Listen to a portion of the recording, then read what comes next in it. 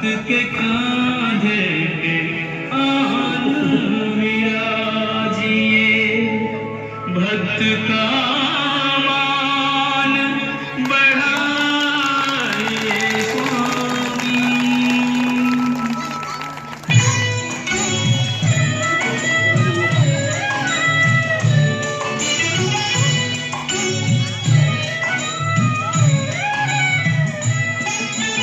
ऐसे भक्त कहाँ कहाँ जग में, ऐसे भगवान, ऐसे भक्त कहाँ। वाह वाह वायुनंदन हनुमान, इन दोनों पुरुषों क्या क्या लाए कि मेरे भाग्य ऐश्वर्य हैं।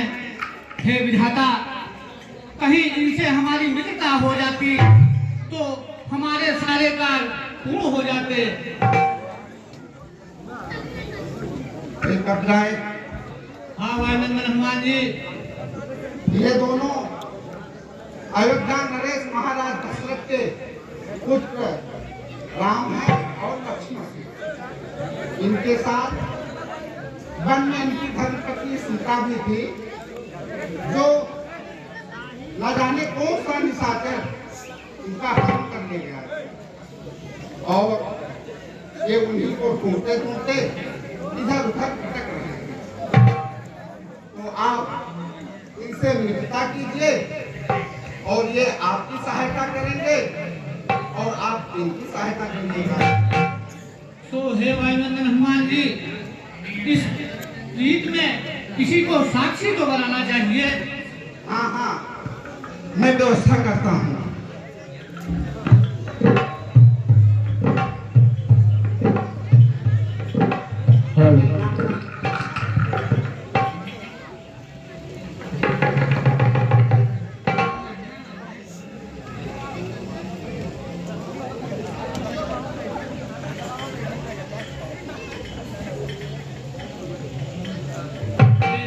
भगवान, मैं आपके कार्य में तन मन से हाथ बताऊंगा, अवश्य बताऊंगा, अवश्य बताऊंगा, अवश्य बताऊंगा भगवान।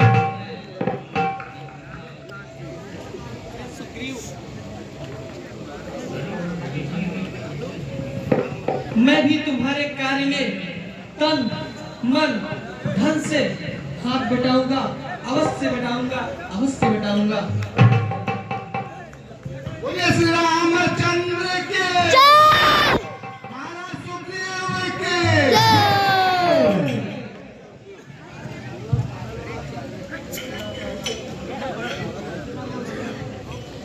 हे नाथ, मिथिलेश कुमारी आपको अवश्य मिलेंगी, अवश्य मिलेंगी, अवश्य मिलेंगी। मैं एक दिवस मन किलो सहित बस इसी जगह पर बैठा था, कितने पर नजर गई, दैनीय डिस्टर्ब देखा था। भारती तरफ विमान एक भीतर कुछ हाहाकारी थी, राक्षस के बस में सब होता और मिथिला जनक भुला रही थी। निश्चर के लोचन लाल लाल ज्वाला बरसाते जाते हुए, उस ओर पिघलते हुए नैन जलधार बहाते जाते थे। वह दृश्य और वह करुणा विस्मित हो सकता नहीं प्रभु। जब राम राम कहते कहते कुछ भूषण फेंके यही प्रभु, मेरी आंखों के सामने भी क्या कहूं निकल गए चोर गया।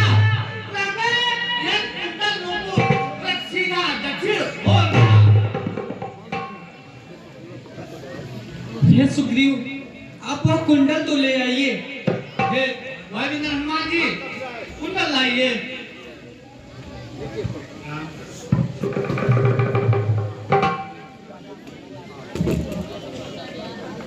हाँ, हाँ, यह वही कुंडल है जो कभी कान में रहते थे।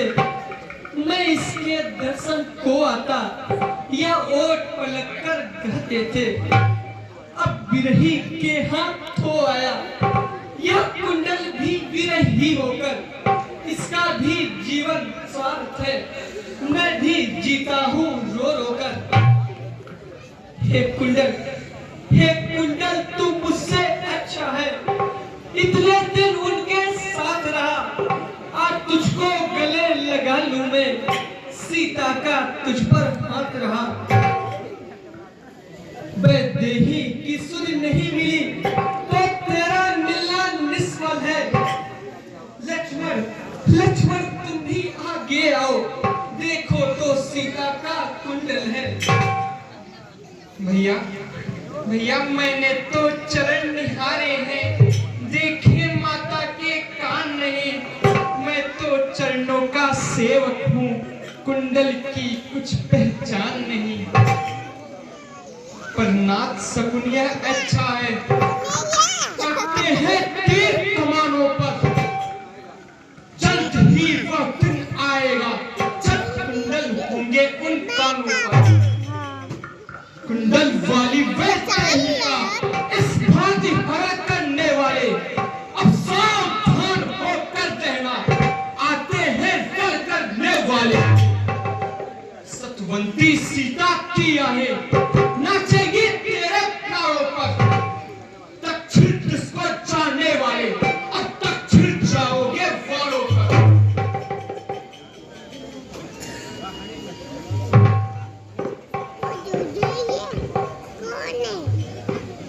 पता नहीं राम लक्ष्मण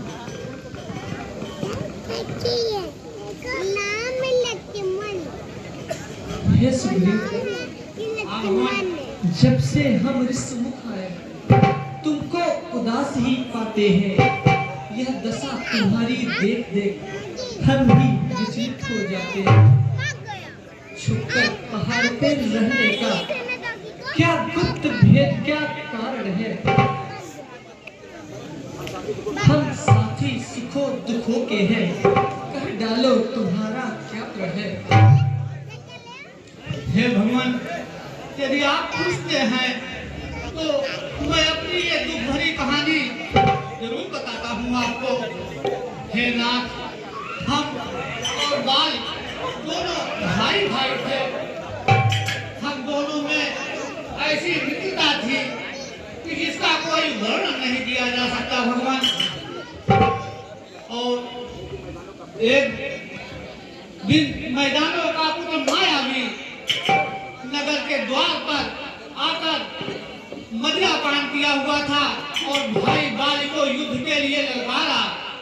तो हे भगवान, मेरा भाई बाल महाबली है, वो उसकी ललकार को सहन न कर सका और युद्ध की चुनौती स्वीकार कर लिया।